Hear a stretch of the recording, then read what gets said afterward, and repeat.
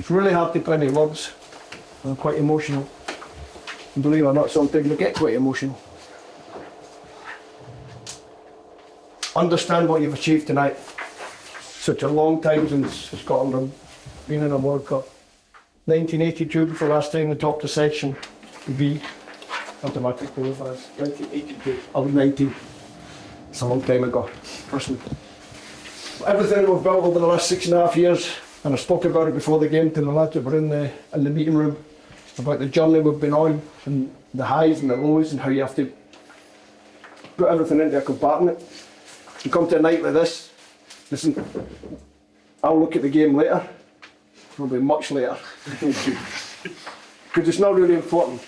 And through this whole campaign I've always said points, points, points. No matter how good it's been or how bad it's been, we've always managed to find a way to get the points. I'm sorry I lied, I told you needed 14 to qualify, it was only 13. But that's pretty good. I think the best thing to do now is relax if you can. Yeah, let's just go in the bathroom.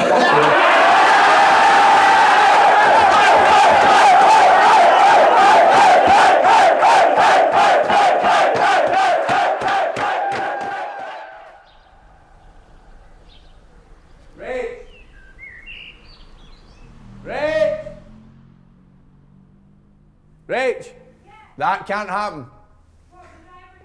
Yeah, or the door needs to shut. Too much noise. You shut your door as well? They say it's aesthetically pleasing. They say it's the best house I've ever been in. No, but it's not. It's not. Right. Oh, that's beautiful.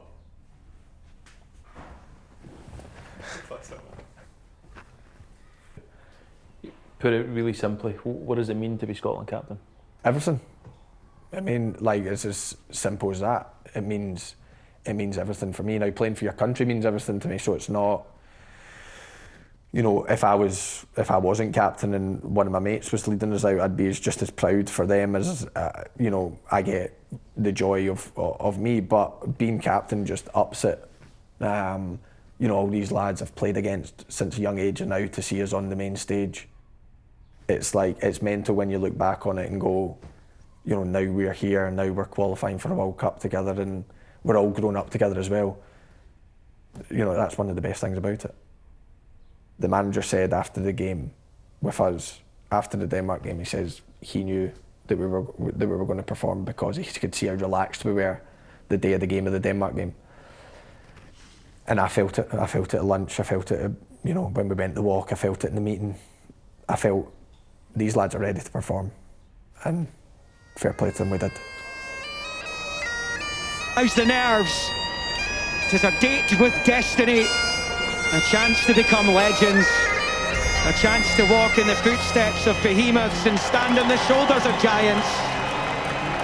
One win, just one win, and almost 3 decades of failure will fade into the annals. Well, we want this more than they do, Jose. We want it miles more than they do, let me tell you. Come on. Let's go. Come on, Nick. Come on, let's go. Let's go. No, I think for everybody, we want to get to a World Cup. It's been a long time since we were there. 1998 seems a hell of a long time ago. It's been too long, and hopefully this time we can put it right.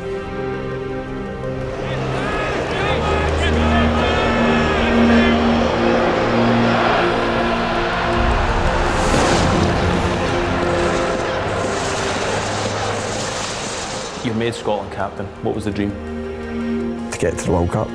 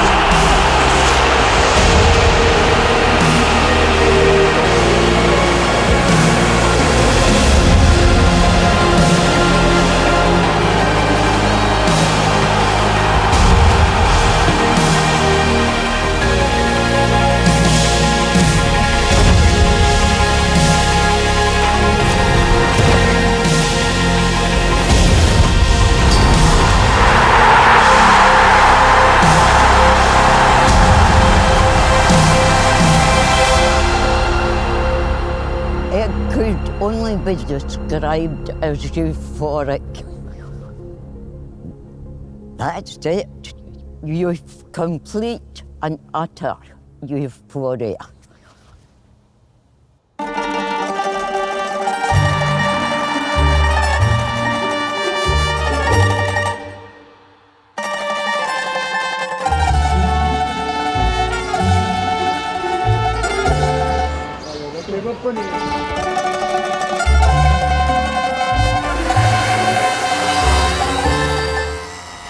On set, whatever you want to call it.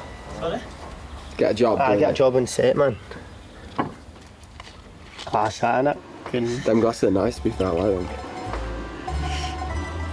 Tonight we have a caprese salad. After we have gnocchi with the clams and flour of courgette, a little bit chicken for athletes, and some potato. That's it. Enjoy. This is the plates for our lead.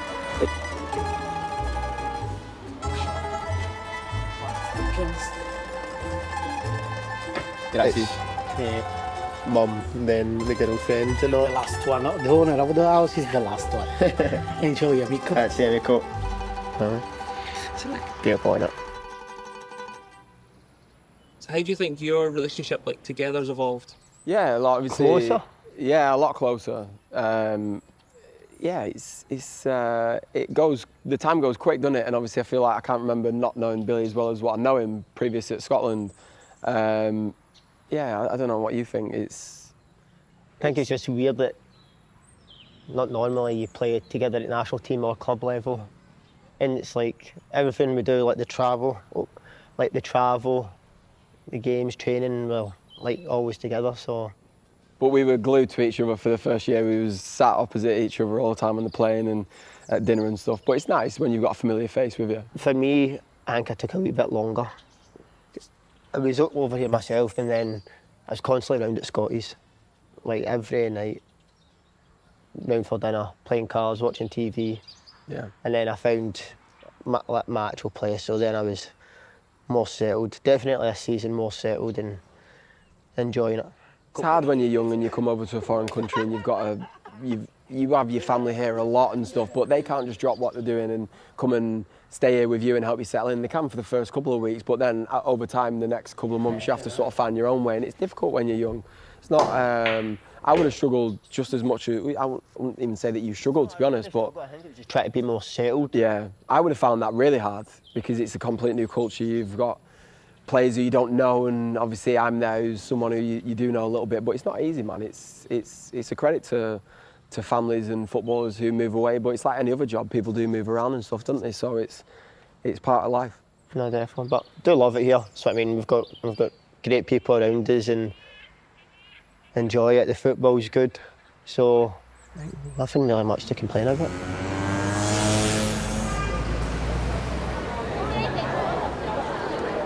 But what about the first ever game here? The first ever game? Oh my word, we were at Cagliari away, aren't we? I actually looked over at mum, dad and my girlfriend. I could see him in the crowd, and my mum's looking at me with all these flares going off like, where have we come here? What is happening here? It's a cracker. I said, Mum, see now when you think it though, it's normal this, but then that was the worst game that we'd had. The first one that we went to was the worst one, wasn't it? And then since then, not many flares. Because I remember I was warming up and I'm like jumping every time there's a flare going off. It's good though, it's good. Yeah, it is good.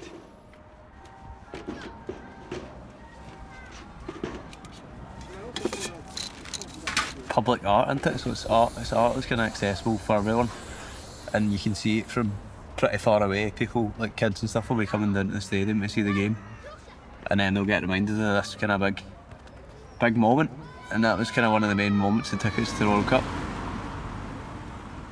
Yeah, I've seen it in on the pitch. It's good.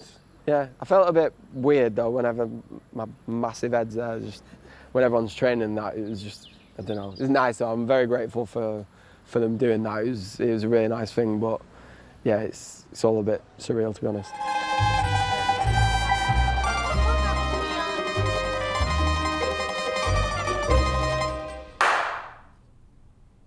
Was there a defining point of the campaign for you that is maybe less obvious from the outside looking in? Any landmark moments that stick out? First game, Denmark away, 0-0.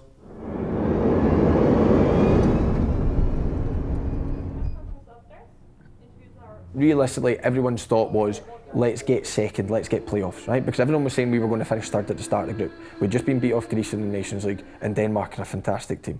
So everyone thought, let's get second, let's try and get the playoffs. That was everyone's, not inside, not internally. The manager made that very clear at the start. I think that was such a big moment in the whole campaign.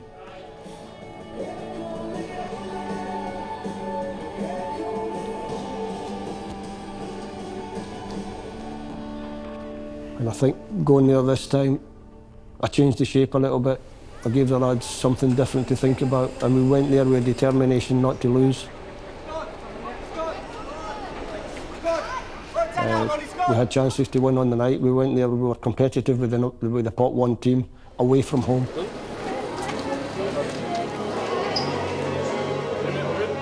The ages of the players that have been there for now years and years and years. Could it be our last chance? Probably.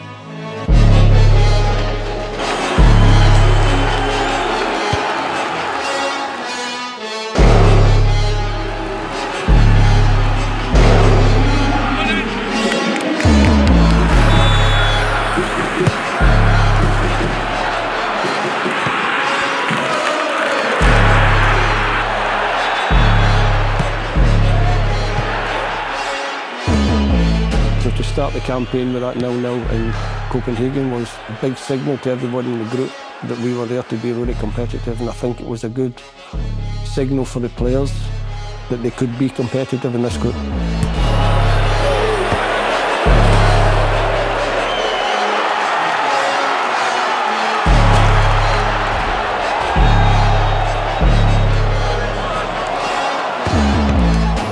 I think probably looking back, it never sunk in at the time, but probably that Denmark game away from home, keeping a clean sheet there and getting a positive result was the real start of it, because I think if we'd have went and lost that game, it would have been a real struggle. But certainly part of us and part of our identity and what we want to be is difficult to beat. Big Grant's integral for me as captain. People like that are so hard to find.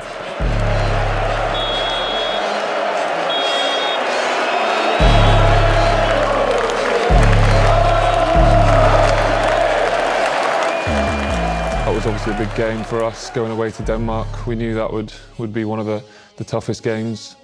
They put a lot of pressure on us in the game, and we defended great, and to come away with a clean sheet. Had a few chances ourselves as well. We were probably disappointed not to take one of those.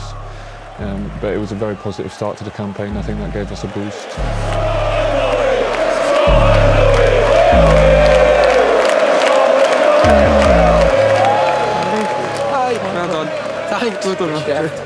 Obviously, we had the experience of coming here before in 2021, I think it was, and we were a bit better prepared for that this time. And I thought we built our way into the game really well. And yeah, it's a good point on the road. We had chances to win it. We had chances to lose it as well. I think it was, quite an even game in terms of chances. Obviously, they've had more possession, but really proud of the boys tonight.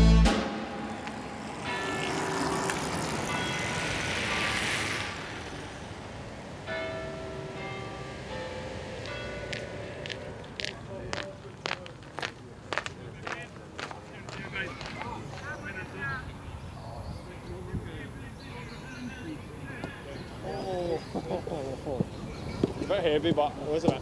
It wasn't you done with it. Oh yes! No way! There's no way! Touch. No, there's no. No touch. No, no touch. Right, what is that? It touched me. No touch. Steady! Play on, no touch. It was. I didn't see it. What were we on 12? On 19. Play on. Play on 19. 20. Oh, stop moving. Come on, John. I can't move if it's touching me. Come on, John. Two more. How am I getting? It was a meg. It was a meg. He's got a smile on his face again. Right, no, but it touched me. Nobody's seen it. 3, 4. I don't care. Oh, good touch, Bill. It touched Yes, my Bill, leg. you're out. 1, 2, 3.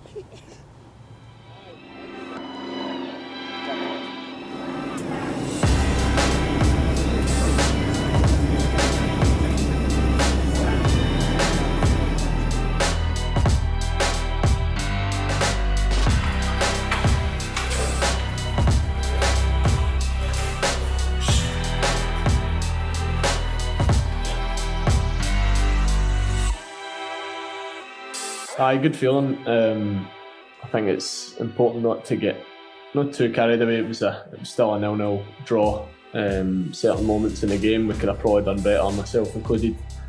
Big moments, big chances to go and put a right marker down in the group.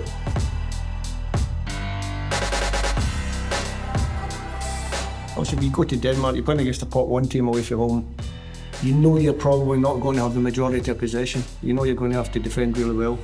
Tomorrow, hopefully, we can have more of the ball, we can use the ball better, we can create more chances with the ball, more clean chances with the ball. We still created chances the other night in Denmark. We can create more clean chances with the ball, then that should help us to get the result that we want. So I think, yeah, 2 different games. I'm really jealous now. We can't say, but we're pretty biased on the team.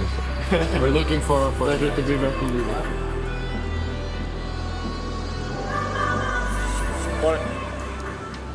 You know, a couple of days before you play against Denmark, you get the draw, and you think, okay, this campaign could be off to a really good start if we get 4 points. We know how different a game it was. There was no fans, no fans, and the first goal was most vital because they were sitting in. You could see some of us getting frustrated, and that's how international football works. It's so different from club.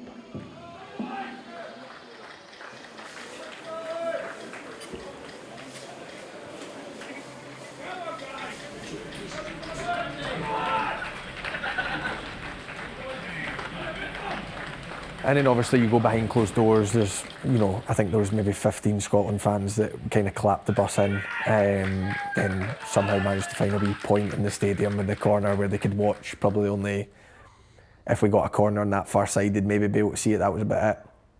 But it was about being professional that day.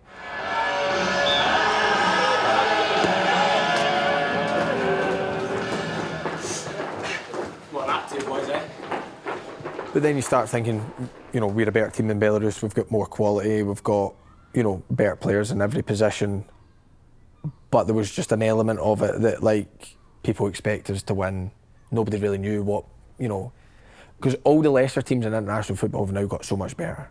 And that's why trying to tell folk there's no easy games. It's quite important that you don't actually listen to that sort of stuff whenever you're a player, because they can quite easily build it as if you're going to win 3-4-0, and if you do read a lot of the stuff on there and you go and play against them and you're like, oh my word, these are miles better than what they're saying.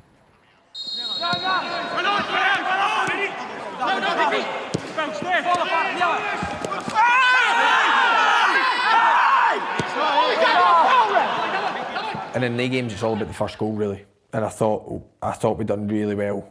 Obviously, the first 15, 20 minutes was a bit cagey and things like that, but then once we got the goal just before half-time, that kind of set us on the way, and I thought second half we were really good.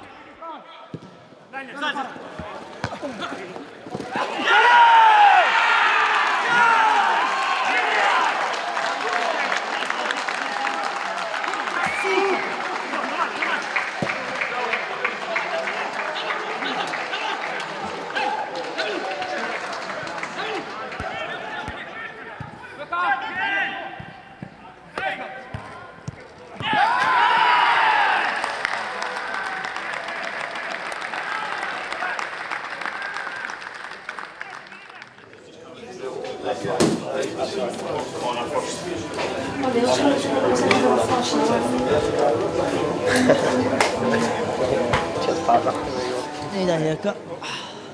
Just how important will it be for the fans to get in Hampden Park next month for a really important double home header? Yeah, next camp we need to pick up the left. Alas. Right, skipper's in good spirits. And pleasing for you to have an involvement in the second goal. Yeah, Can't be claiming that. No, I'm not claiming it. I can claim the assist, maybe. No, but yeah, I was trying to find Scotty with a header back, and happy it's went off. Their player went in, and good night. 4 points from 2 home games, 2 away games, and that as well. How much of a confidence booster is that? One second. Thank you.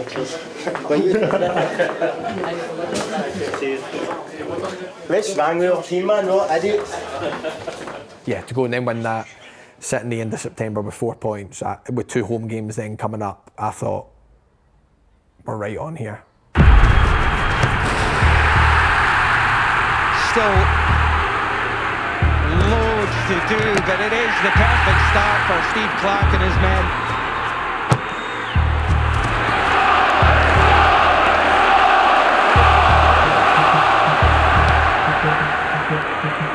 Doak gets rid of it.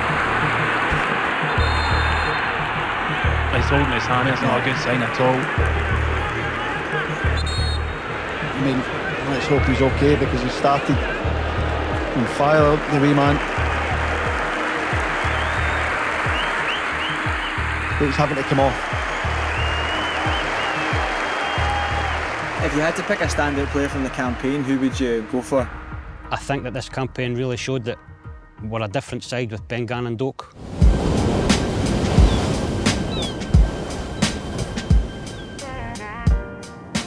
What age did you move away? 16, so it's been a while now.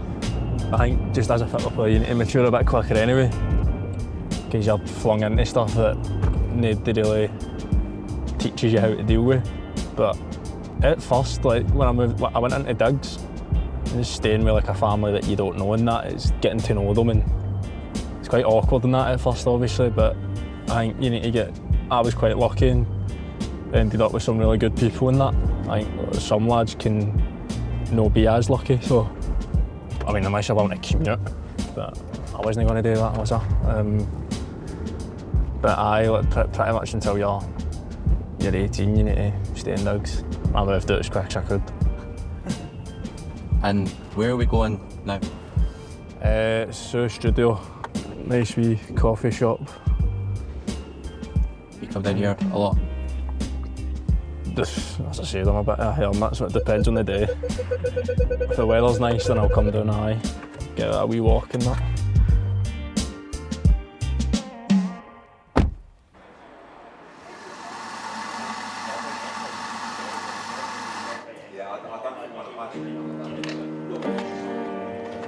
We know the team obviously wanted to qualify, that was the goal. See, like on a personal level, what did you want out of the campaign, out of the 6 games? No, just to make an impact. So I figured let's just go and enjoy the games and to try and kind of make a good impression as well. And I think it was beginning to work. I was beginning to get off the bench in more and more games and build myself up in minutes and get into the team a bit more. And then obviously the injuries happened, but I can only build on that and deal with it. I settled in quickly because obviously the lads were dead welcoming in that, and obviously taking them in quite a lot. I think if they're not doing that, they don't like you. But it was good. It made it dead welcoming, settled in really quick. So that's a credit to the senior lads. What were they taking the mick about? What was the? Just breathing and that. Also, what's the pleasing thing for me being nearly 32 is I look at the young lads and I go, this country is fine for years to come. That's the next generation, so the next 40, 50, 60 cap players should already be in this squad. Obviously, like the gaffer knows when you're ready, like, do you know what I mean? Like, might be a bit, like fans might get frustrated because they want to see a new name on the team sheet or whatever, but like, just need to trust the gaffer's decisions in that. When you've got Billy, you've got Doakey, you've got Aaron Hickey, you've got Tommy Conway, you've got Lennon Miller, all these lads that are just coming through to the fold, and when we then leave Scotland behind us, to know that these lads are the ones coming up, it'll be a joy to watch because we've seen them grow, and I think that's the best thing. That's the beauty of international football. Well, I sit down now.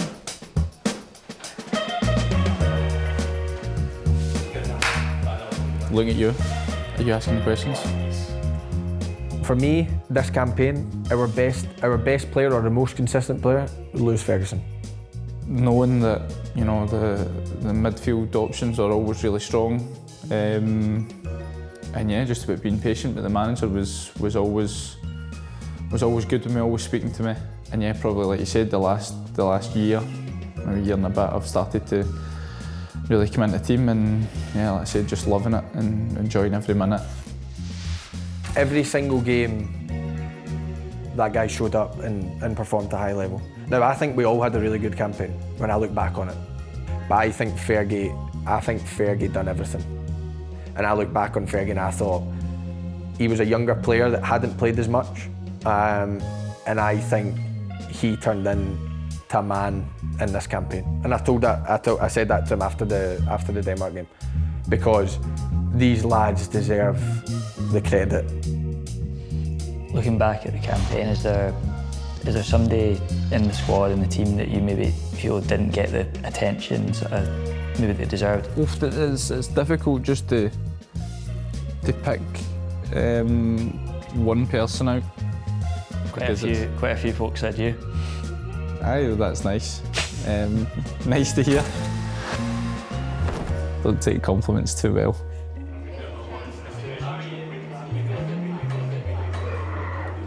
Some games aren't enjoyable, some games are nasty and a bit brutal and not nice to watch. And the games that aren't nice to watch aren't nice to play in either, believe me. So some games you do need to dig deep and just do what needs to be done. This is a sprint, of course, not a marathon. The halfway point of this quick-fire campaign will be realised tonight. Scotland on 4 points to win the group and automatically qualify for the World Cup. The likelihood is that 10 out of the remaining 12 available will have to be collected, which brings into sharp focus the lack of wriggle room that there is in this section. 14 points is the marker as it sealed top spot. That means an unbeaten campaign.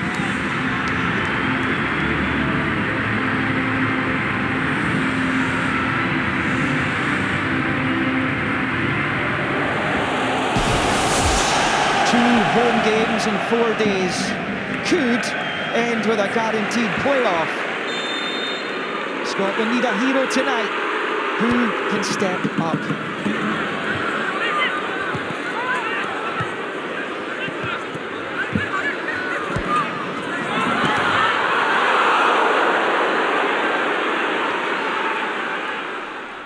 Our supporters are the best supporters in the world. There's no doubt in that.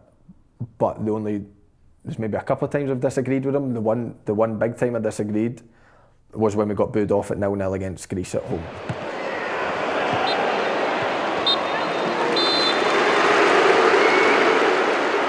And we took that, and we did take it. We weren't thinking, oh, like, why we get, you know what I mean? We took it as, no, they expect us to beat, they expect us to beat Greece. They expect us to get the 3 points here and put us in pole position.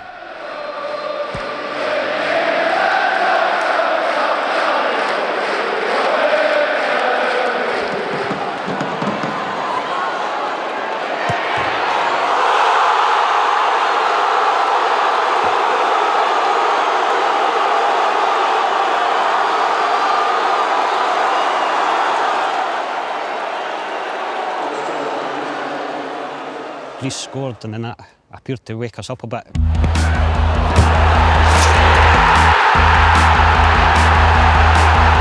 The VAR check for the equaliser felt like it took an absolute age.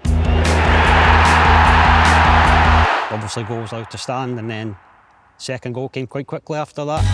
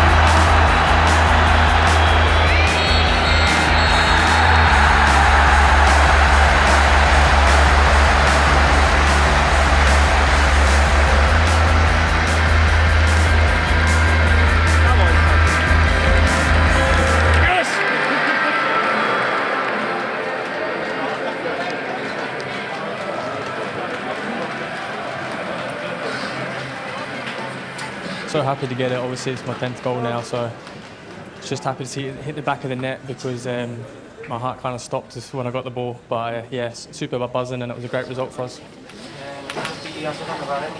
Great, obviously first international goal, so really happy. And it was so important to get 3 points tonight at home. You know, we need to take maximum points at home if we're going to stand a chance of qualifying. So yeah, just really happy.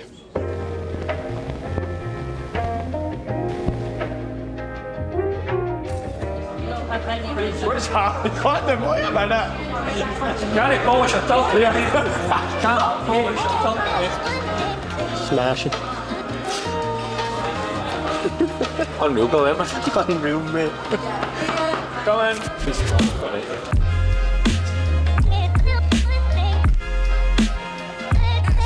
It's a bit old school, innit? Looking, I'm all over it. And he's 15, so you know me. Sorry? You're looking at a million in that. Sorry, do that. Yeah.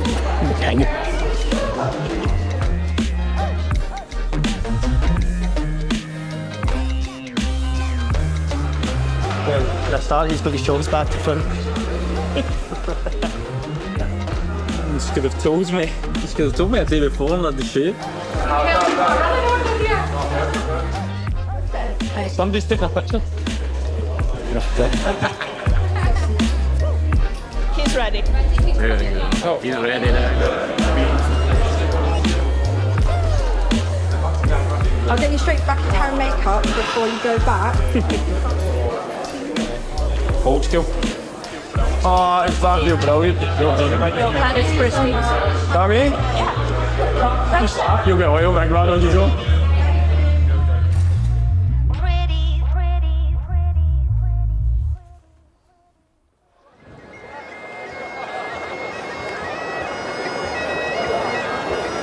Well, Thursday's remarkable win here over the Greeks has the nation believing that hiatus could be on the verge of being banished to the history books.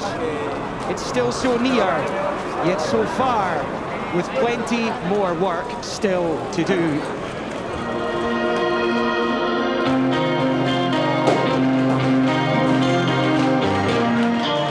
At the close of business tonight, a playoff could be secured, but make no mistake, this is a winnable group thanks to an incredibly positive start to this campaign. And Scotland face a non-negotiable when it comes to maximum points. It's Belarus.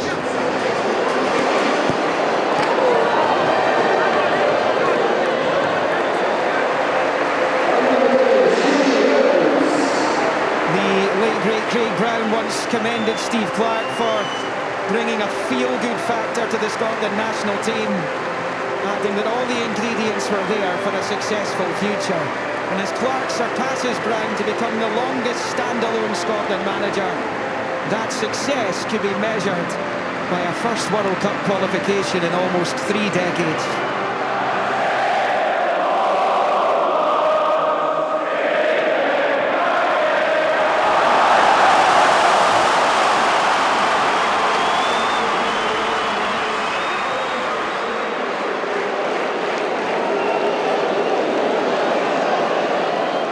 We could have made that Belarus game more comfortable.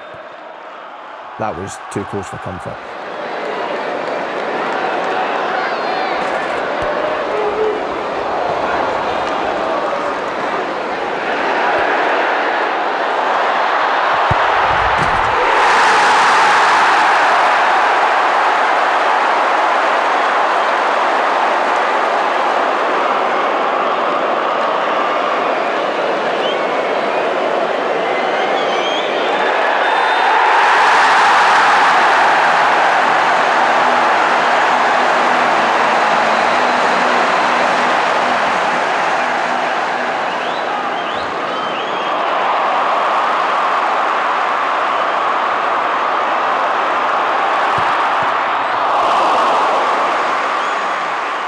Like, there seems excitement when you get the ball, when you win it, folk. Do you feel that when you're on the pitch? Nah, I don't think any player on the pitch feels that when it's them. Like, you're just focused on the game, man. Like, do you know what I mean? You can take in the fans and that at full time when you've won.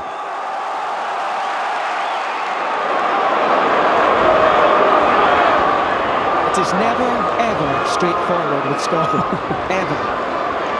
That's a fact. And Scotland could be doing with a second goal if they want to.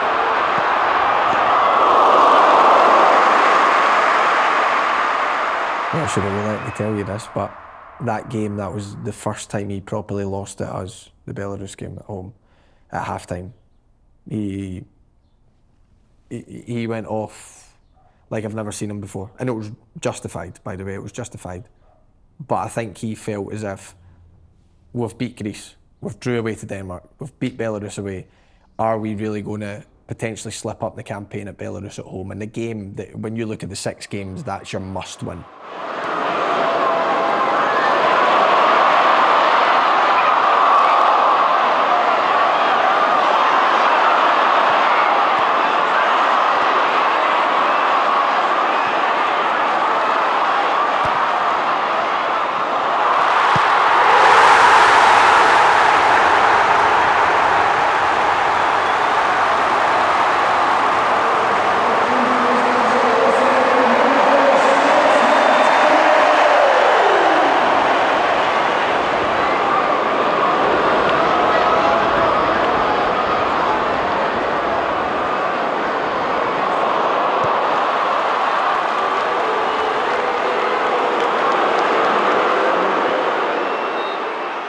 I've played in games, I've watched games where the players' performance deserves so much more than the result. So you can't really bemoan the fact that you're getting results when it really matters. When we go 2-0 up, go and either kill the game or just sharp shot, you know what I mean, and just accept the 2-0, whereas then it goes 2-1 and you're hanging on for the last couple of minutes.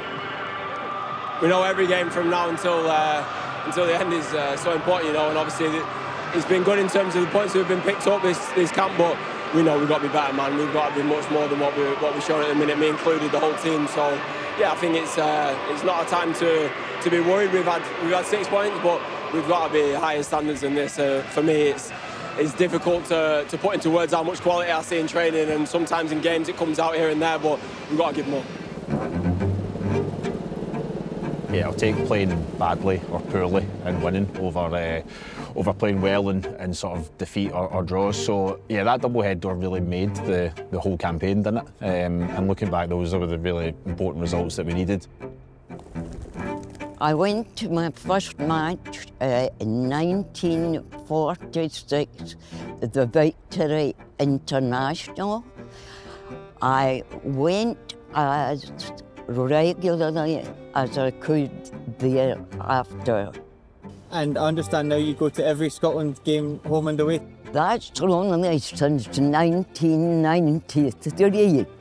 Do you have any memory of watching like World Cups on the TV? And obviously Scotland haven't been involved. Any memories of watching them? No, because the last World Cup my mum was still in nappies and I wasn't born. Previous campaigns, we've had a standout player every time. I think, you know, McTominay coming into the Euros, John McGinn in previous campaigns. This one more felt like a team effort. I don't know if I would say there was one standout candidate. It was more like the team was really a sum of its parts. I think that there was like a real belief this time. I think the group of players we have is a really good group. What Steve Clarke's done is very good for the last few major tournaments. Well, I always liked the steadiness of Robertson and a bit of class. I like Tierney, and of course, I like whoever plays for Aston Villa. Remind me of the McGinn. By the way, this is what's not. Well, you're commenting my Scottish friends on it.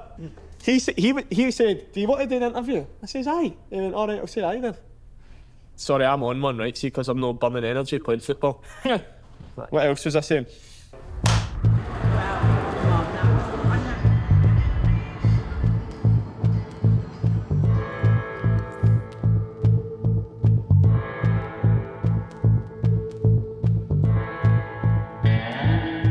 I must start with being vice-captain of your country is the easiest job on the planet.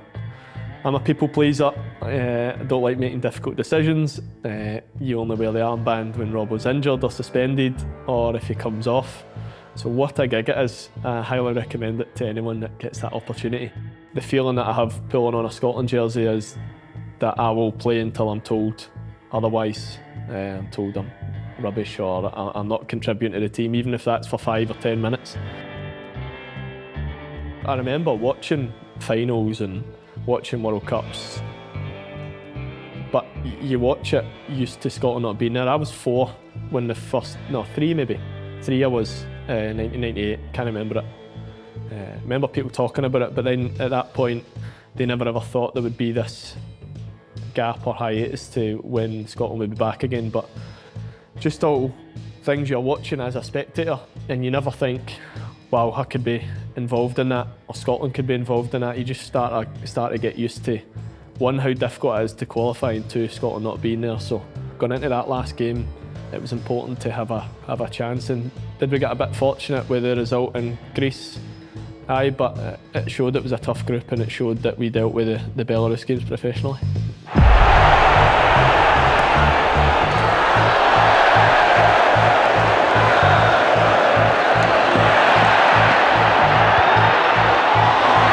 Half-time whistle should be imminent. There it is. London acclaiming their heroes. Well, McTominay's moment of magic. As Scotland believing, let alone dreaming, at the interval here on Glasgow South Side, where it is Scotland 1, Denmark 0. What do you remember about the conversation at the hotel? I think even by his own admission, Steve maybe spoke a wee bit more emotively than he sometimes does. Didn't expect it, which makes it more powerful because he's normally so... stoic. No, everyone actually thinks he's stoic. He's not.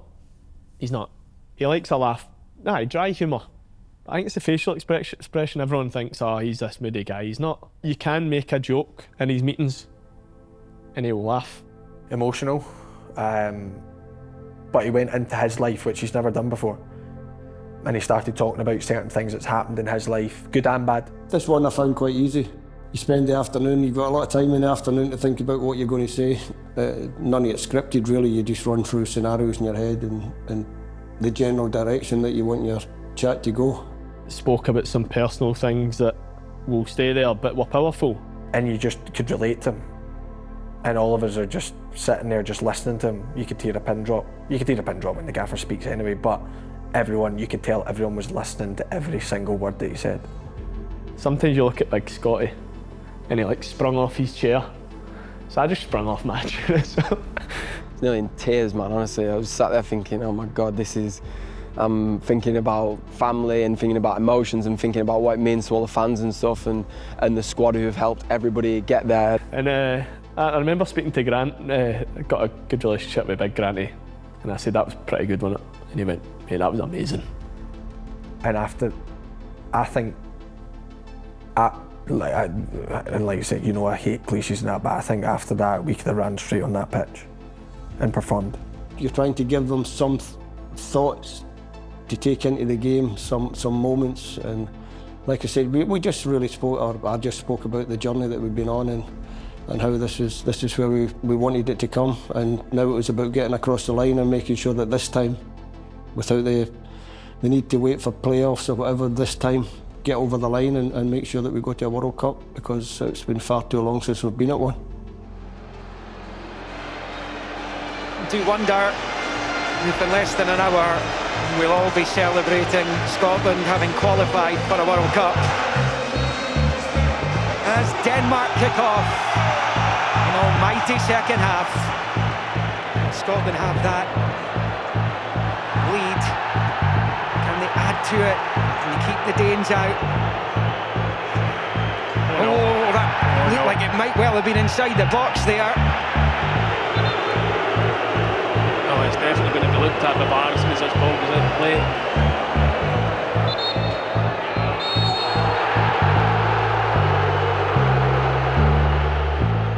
when the referee came running over to me, best in the world in my opinion, unbelievable referee.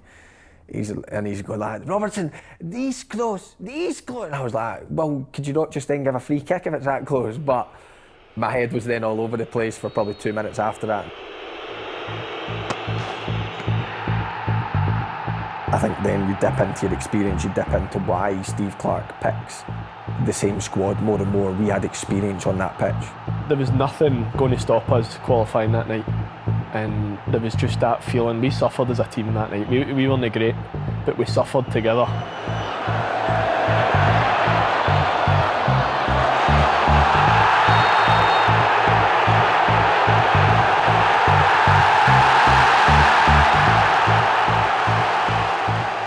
had a wee bit of guilt about the second yellow card because I've got a conscience.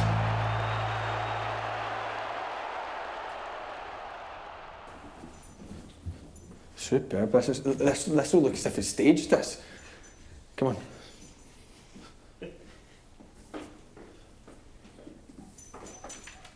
Maybe, aye, we could get him in an advert, couldn't we? That was quite good, that. That was the 50th top as captain, actually. And then it signed off all the boys. I think it was actually at the Euros that it happened. There was a lot of lads getting achievements in terms of first cap, 25th cap, 50th cap or whatever. And we didn't feel as if they were being celebrated or acknowledged enough within.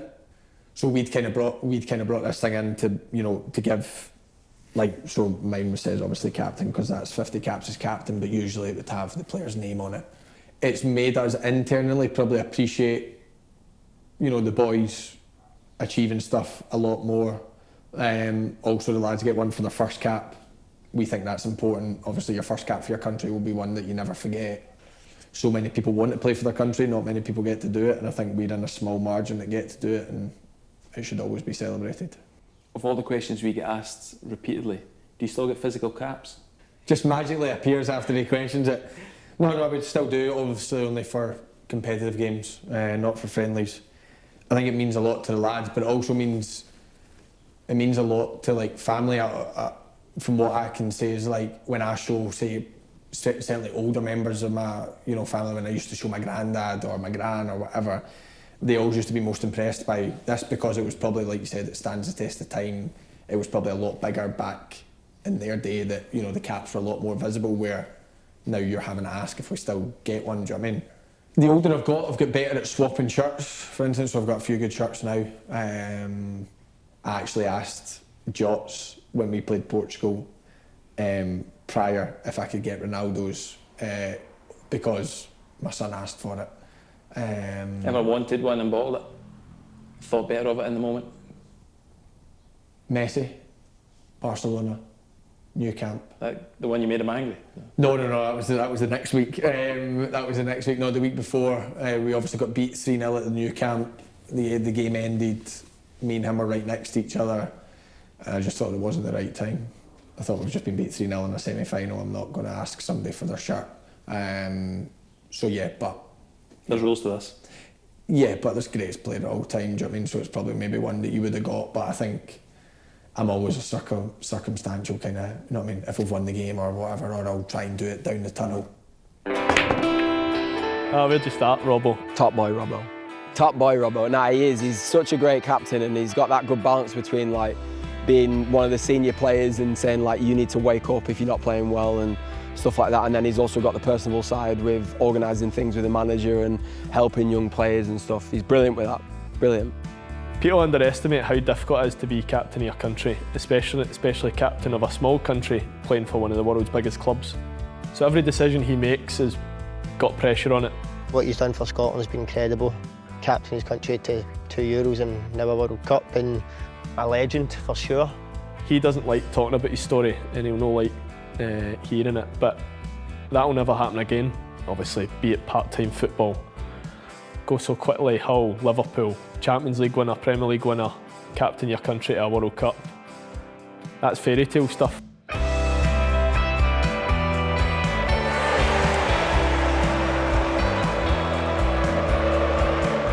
Been a great captain for Scotland, a great captain for me. Leads the dressing room well. He's got the respect of everybody in the camp. he can be demanding at the right times and also understanding at the right times. And I think Andy and I have a really good working relationship. We work well together. The longer he's been captain, the more he's grown into the role. And over 90 caps now, I think he's heading for Kenny's record. He's after Kenny's record. Kenny's told me a few times not to pick Andy. I didn't feel alone. You know, we've all done it together and we've all grown together, and I think that's why we're so close as a bunch as well now. I mean, it's a documentary. I can't wait to sit back and watch the Andy Robertson documentary.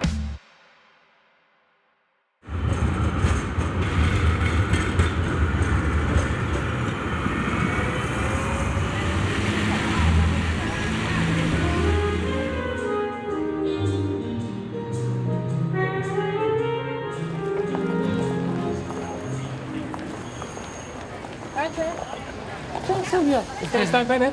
Sì, ciao. So that woman there, she's like an estate agent. So she found my first one. And then this one, I think my missus just like seen it online, like a right move. So my mum was born in Edinburgh, Leith, and then her parents moved down when she was young. But like, I used to spend, I don't know, a few weeks in the summer holidays like up there, up in Leith. You support Hibs or Hearts? Hibs. Oh, I don't support them, but yeah. My granddad, when he was alive, he used to go to all the games. Do you want a coffee? Okay. I used to have like milk all the time, but now, not so much, to be honest. I used to just cappuccinos, but now, espressos. Yeah, so every morning you just come out, chill. What have you got? Like, what's your alias here? I think over there is Grand Madre, something like that. It's a few of the boys live over that way. It's obviously, because the centre's quite chaotic at times, so they kind of get out there. But I feel like, you know, if you're new to like a city, you have to live in the city. Do you know what I mean? Especially with like a missus and stuff, when they can walk and they don't need a car. Oh, I fed them way too much. They've been alive for ages as well. I don't know how she's not bored of them. I just knew that I wanted to play every game possible to help the team, because obviously I was watching for many years, you know, just like on the sofa, and thought, oh, I could really help the team, or I could really, you know, achieve things with the squad. And you know, since I've come in, we've done that, and it's been amazing. I've not looked back since, to be honest, since that Austria game when I made my debut. I've not looked back. It's been amazing. He just loves like your work rate. Is that probably is that your biggest strength, do you think? I think so. Yeah, I think a lot of managers will say that as well, and as a team player as well. So like willing to put the team first. Obviously, some strikers, you know, they're hungry for goals, which I am. And obviously goals help the team and help you win, but ultimately it's a team game, you know, and you need everyone on the pitch to perform and to be pulling in the same direction, really. You know, going away to Belarus in, I think it was Hungary, with no fans, nothing. They're the games you have to win, and you're expected to win, and they're the most difficult games, to be honest. You know, to be not the underdog for once is difficult, and no, I'm glad we did it. And you know, looking back now, they are really, really important goals. Yeah, so obviously I celebrate even when I score over here in Torino. It's for my daughter. She loves to pull that face. Yeah, I always see her in the stands, and whenever she's at the game, she loves it after the game.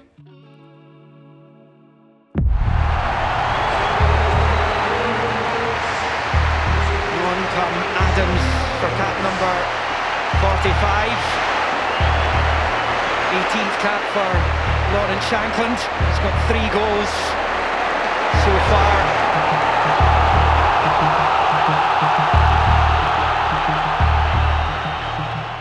Everything was high, everything was, you know, 100 miles per hour, and then coming onto a game like that where any little mistake or anything can cost the team and the nation going to the World Cup. So now he just said keep the ball, you know, try and press them higher, because I think I came on with Shanks as well.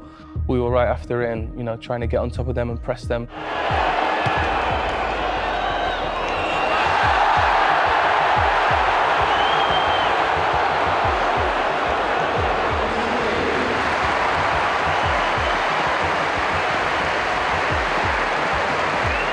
Slice it up.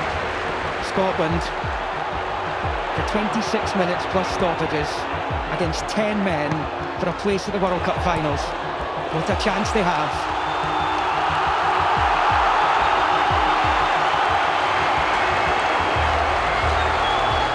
I think going on as sub is the worst thing in football anyone could ever tell you.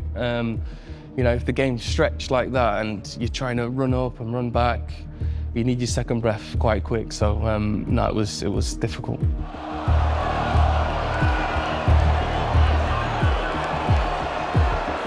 Can Ferguson be on point here?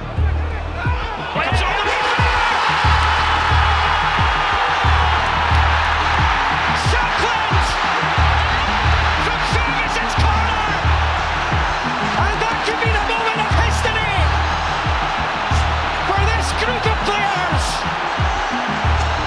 and it is spectacular again. Lawrence Shankland off the bench. 10 minutes left. Ireland just going to have to stand firm in the face of this. Tierney is only half away. Dorgu 2-2. With 10 men level for a second time tonight. That's an absolute dagger.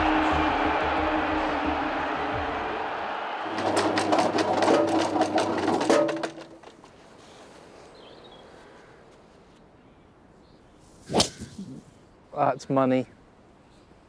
We've got to be happy with that, no? I should have said red stick before I hit that. But Bournemouth itself, like how long you've been here now? Is that 6 years? 5, I think this is fifth year. Doesn't feel that long, to be honest. Feels like we've only just been promoted in my eyes, but obviously it's weird. You notice like the changes of players and stuff now, because there's only like me and maybe 3 others from when we actually got promoted. But yeah, it's been absolutely class. It's worked out as well as we thought it would, to be honest. Is the place what you expected it to be? When we first moved down, everybody said, "Oh, you'll love it there," and we got put in a hotel for a month, and we didn't know where we were, and we thought, "Oh, we've had a disaster here. Like, get us back to Glasgow." But obviously, once you there's the first thin one, perfect. Once you get settled and stuff in the house and all that, it's been amazing. So, like, we got a dog down here, little man, obviously. So, proper like built a life down here. So yeah, it's been class. Settled. Do you ever miss back home though? I've said this before. I miss Scottish accent a lot, and that's coming from someone who's barely got a Scottish accent. I've been told. That's probably the thing I would say. Scottish people I miss a lot. I've family as well, but they're down every other month, so they love it down here too, especially in like the summer and stuff. It's basically like a holiday for them when they come down. And with Leo, the little man, obviously they're desperate to see him as much as possible, so they come down, look after him, and I go on the golf course. It's perfect.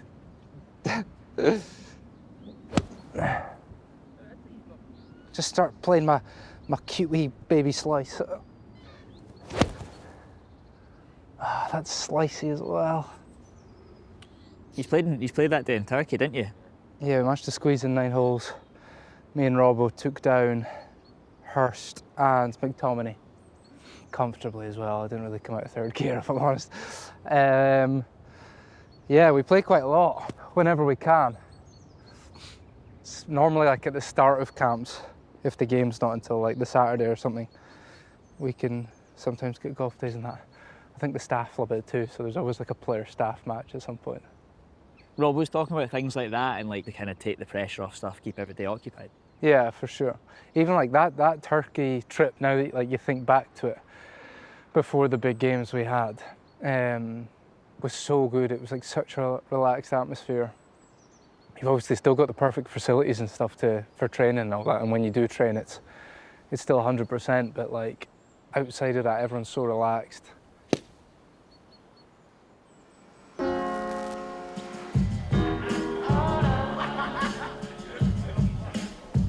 It has been good, quite relaxed over in Turkey.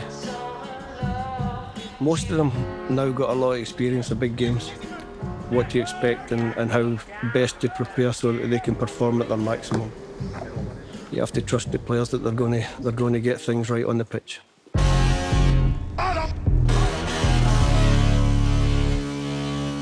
It's a good spot for us to be in. I think everyone's excited, everyone's looking forward to it. And we've had a good week away, everyone together. Abroad, got a bit of sun, and everyone was together for the full week, so it was enjoyable, but we got a lot of work done, and everyone's ready to go tomorrow night.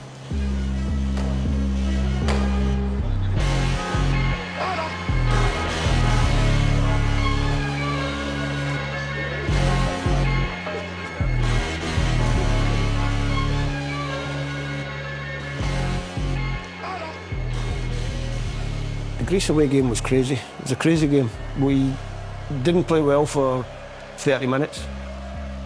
Conceded a goal that we would never concede. If you look at the Scotland teams over my time, the goal that we conceded in the first half was just a calamity. Should have been 1-1 before half-time. Big chances, hit the bar. And you're going into half-time thinking we can get something for this game for sure, lads. And we started the second half really quite well. I think we started all right, we were on top of the game. And then suddenly, bang, bang, you're 3-0 down, you're going, how did that happen? That's it now! Scotland are going to the playoffs! And then I'm getting word from the bench behind me about the game in Denmark. It's gone 1-1, and you're thinking, okay. I mean, if Belarus were somehow able to get some kind of result out there, then might well be back on, but for now Scotland trying to dig themselves out of a hole, and Gannon Docks there to pull one back. And then suddenly we've gone 3-1, and we were well on top at that stage. Robertson needs to be good. It is! It's Christie! And now they are back to within one!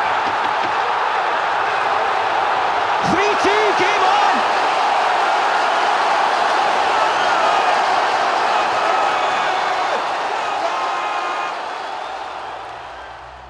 At 3-0 it was tough, to be honest. Obviously we all grow up as players, as massive Scotland fans as well, so we know how much it kind of means, and the heartache that we've had with them at not qualifying for tournaments. And then obviously the thought of all these Scotland fans out at a World Cup, you're just like desperate to see it, do you know what I mean? And it gives you a sense of pride that if you can help make that happen. Did you know the result, or know what the score in the Belarus-Denmark game was at that point? When I came off, yeah, so obviously when you're like playing, didn't have a clue. To the point where like I even forgot that game was happening because, you know, probably in a bad way, but you just thought, you know, Denmark would win, basically. The position that we somehow find ourselves in at this moment in time is quite remarkable. Well, Gannon Docks won it back! Adams! He's kind of begging for now. Christie's there! It should be 3-3. Wilson giving it back to Gannon Doak. 3 in navy blue in the middle. McTominay! And Harris Vlachodimos kept that out. And all I was thinking when it went 3-2 was, we'll get the next goal, because there was only one team going to score the next one. How we never managed to get it is probably down to a collection of bad luck and a good save for the goalkeeper. And there's a little look at his watch, and he brings an end to a remarkable match here in Piraeus. Just a jolt of light coming from Scandinavia right now, where it remains 2-2 between Denmark and Belarus. If it stays that way, it's game on Tuesday against the Danes at Hampden. And Scotland players perhaps waiting for confirmation of the full-time score in the park, and Yeah, it was horrible. You're in that moment, you're out, and you think, oh no. That's what kind of made it such a weird feeling at full time, because we knew our job was to like win or draw. The outline of the camp, get us to Denmark at home, we're fighting chance.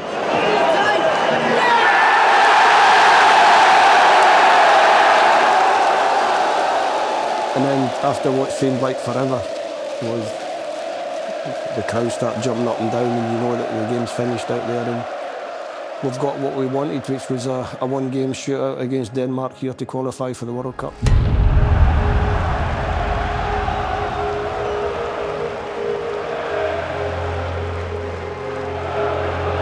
Denmark taking their time. Going to the finals as it stands.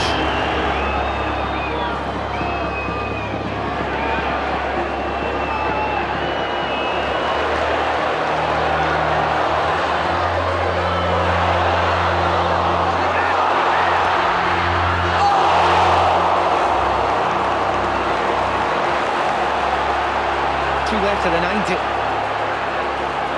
it's in the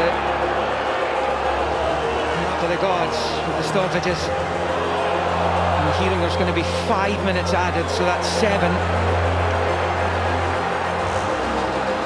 So Scotland need somebody to come up with that kind of moment. 6 minutes it is now in the wake of these changes, so an extra minute to play with here, Scotland, but their hopes of automatically qualifying for the World Cup are on life support here. We've grown up together as adults, and we've grown through difficult things in our lives, we've grown through amazing things in our lives. We've all done it together. What we've got is just a never say die attitude, a determination to fight for each other, and everyone pulling in the one direction, and that's more powerful than any ability, any bit of skill. That's more powerful than all that. They understood where they were, they understood how hard they'd worked to be in this position, and there was like I say, a focus and a determination that they were going to get across the line.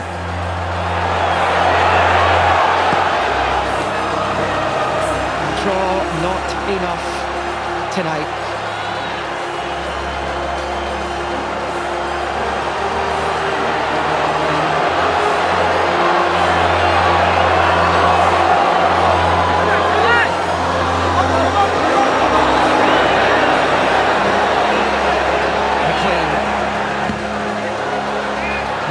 Defending it well at the moment as it comes to McGinn. There's a rocket's come off his own man, off Hanley.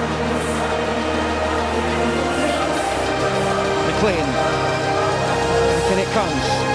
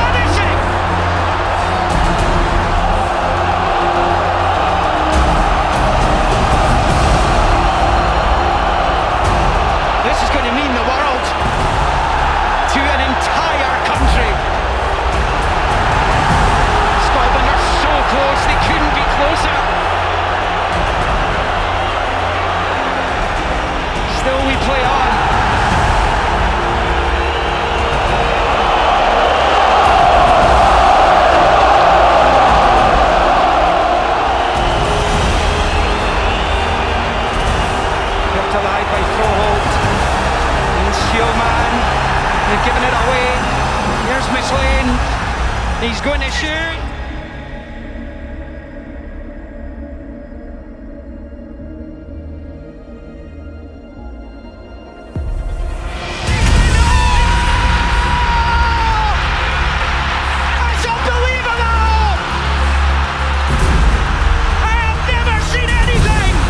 Quite as incredible and dramatic as Kenny McLean.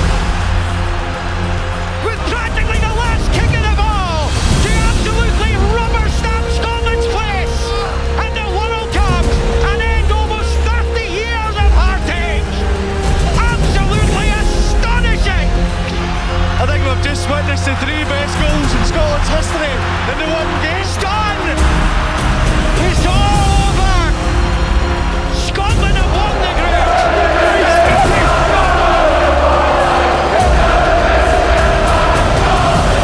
A moment that many of us thought would never be seen again.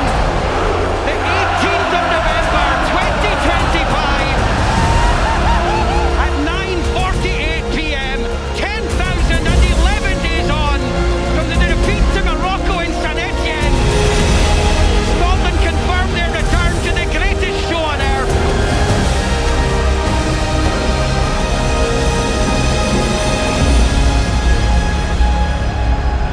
It finished Scotland 4, Denmark 2, and Scotland are going to the World Cup.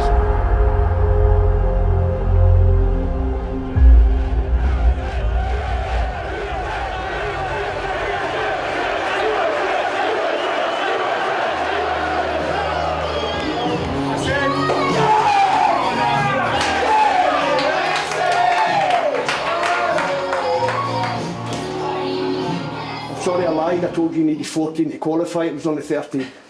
But that's pretty good. I think the best thing to do now is relax if you can. Yeah, let's just go in the bathroom.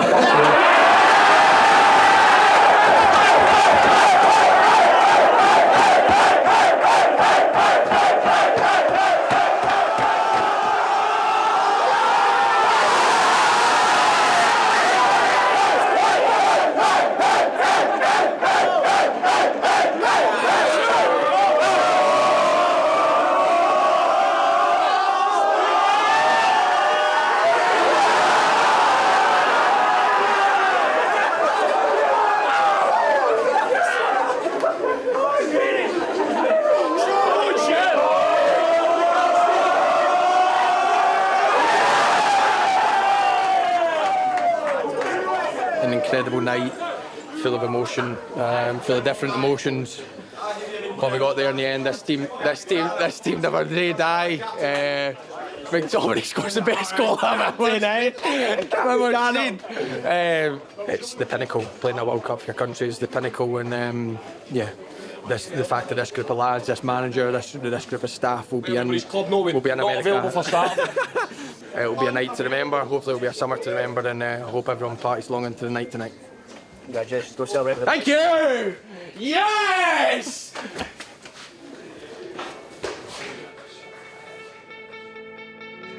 Yeah, I've got first, yeah.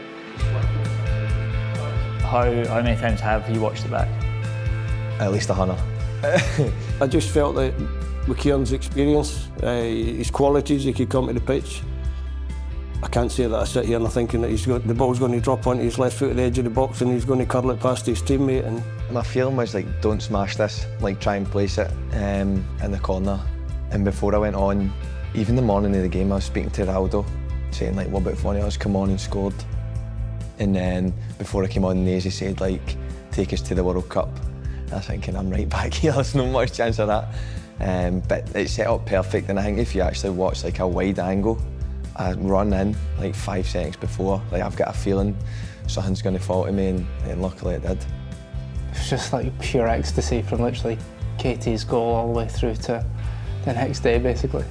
Only us would qualify in that manner, and just to achieve a dream that, when you think about it logically, did you ever think it would happen? No chance. It's like, it's euphoria at the time, like you don't know. It's too good to be true, like you've scored the 93rd minute goal, could take your country to the World Cup. You watched it back? Yeah. Not the whole game. Fast forward after the penalty. Yeah, it's one of them moments which I'll never forget for the rest of my life. Are you happy no one put you in front of a camera? Delighted, absolutely delighted. You still got uptight even though you know the ending? Still get aye. I think it's just natural, innit? You still get a bit like, oh, how did that happen? First thought was pass it left, because I felt we had a good chance on counter-attack to attack them down the side of the pitch and obviously take the ball away, and then you can choose between trying to score a goal and taking the ball into the corner to run down the last couple of seconds of the game. The amount of times I've spoke about it, I've still not found the right words to actually describe what went on. It was a slight blur. There was a silence at one point when I picked the ball up. and I found myself in this very spot. And then he had the shot, and you're just watching, and you're thinking, what have you done, Kenny? And then you're thinking, oh, and then suddenly the ball's in the net. Initial couple shouts of shoot, probably ignored. But you know, the louder the shouts got, I thought, game's probably done. If it goes into the keeper's hands, I'm probably getting some abuse, I think. I've always said I think Kenny's like one of the best players I've ever played with. Like, having spent all those years with him and played with him, and then do something like that, it's like, oh, you deserve that so much. You know what I mean? It's just like, if anybody could do that, it's him. Is there any part you wishes you had got that last goal, or was it? No, I said that to him at the time. I was like, you couldn't let me have my moment, but so I would much rather be in 4-2 in the last couple of minutes than 3-2. Every time I watch it, I still get annoyed at John McGinn for not just booting the ball up the park. He tries to do his customary bum into the player, kicks it out for a throw-in still in our half, and I'm thinking, I could have killed him in that moment.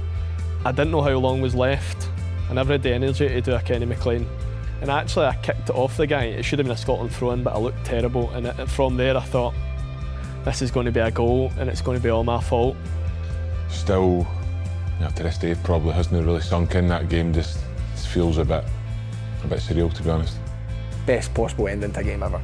The best possible game ever. I didn't even know the final whistle would win. Quite often when you play for Scotland, you're kind of locked on an off stand. That's your diehards.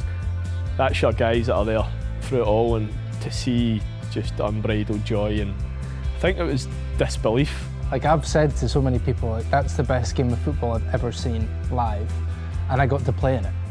You know, the emotions of that night were so like that, because then I go up into the players' lounge and I've never seen a players' lounge like it. Everyone crying, everyone hugging each other, everyone so emotional, everyone just knowing that their boys had went and achieved all their dreams.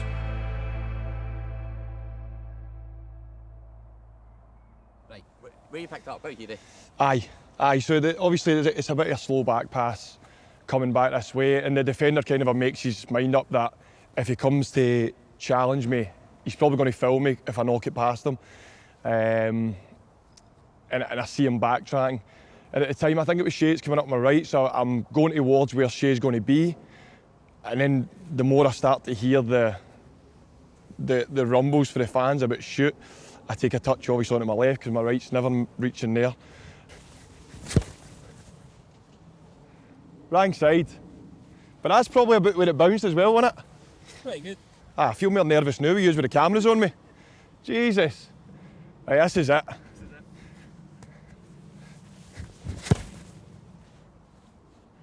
It's bouncing there. There we go. Started outside the post a wee bit more, but we'll take that. On a very simple level, what does it mean to you to lead Scotland into a World Cup? Personally, proud to do it. There's not many Scottish managers that have done it. It's been a long time since it's happened before. So to be up there with the people that have done it before is great.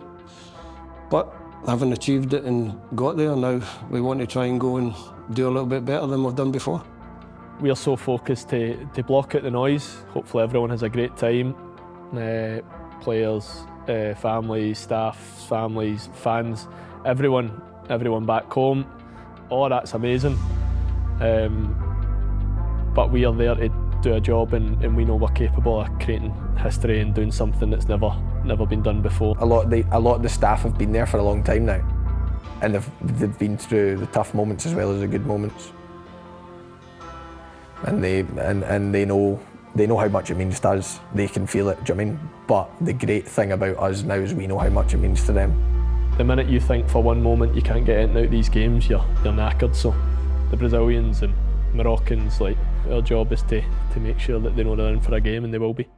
But qualifying for World Cups, I've been through 3 qualifiers now. World Cup is the hardest thing ever. In my eyes and in my mind, he became the greatest manager ever. Being the most capped, qualifying for 3 tournaments, which will be the most, is unbelievable. Most capped manager, the Scotland national team. Now the dust is well and truly settled on that. Is that a source of pride? Something that you've thought about even once? Nah, because I'm not finished.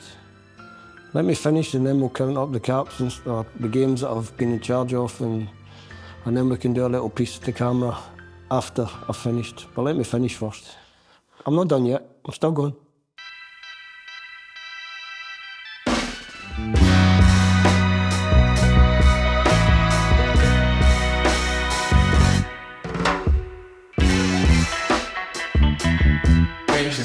made me mention them.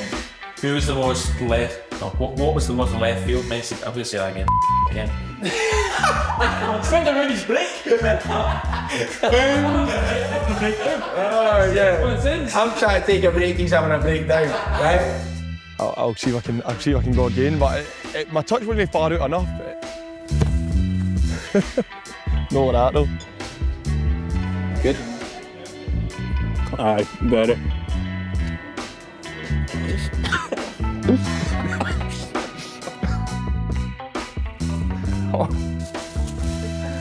That's just like a sweet draw. Let me show Steve. Yeah, I'm not a good flyer. Don't like it to get real hot flushes and that. And I was like, it's saying for me this. I need to pack this in. But we can't pack it in though because we fly every week. everywhere.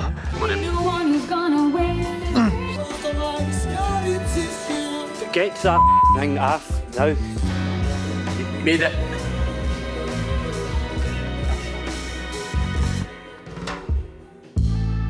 No, I've played against him. Me and Stu Armstrong played him and Woodsy in a 2v2 and beat them. I'm scared to say that. Gaffer won. Gaffer was the best player. Question. What would you like to know? I don't know what that shirt is. Sorry. What do you want to know? Game's gone. So Jim, how you had a lot to do with it? See, I don't know what he did. Cheer him, Been a bit frustrated, man. The lad wants to look at him. Cheer. Cheer him. What's up? The game's gone.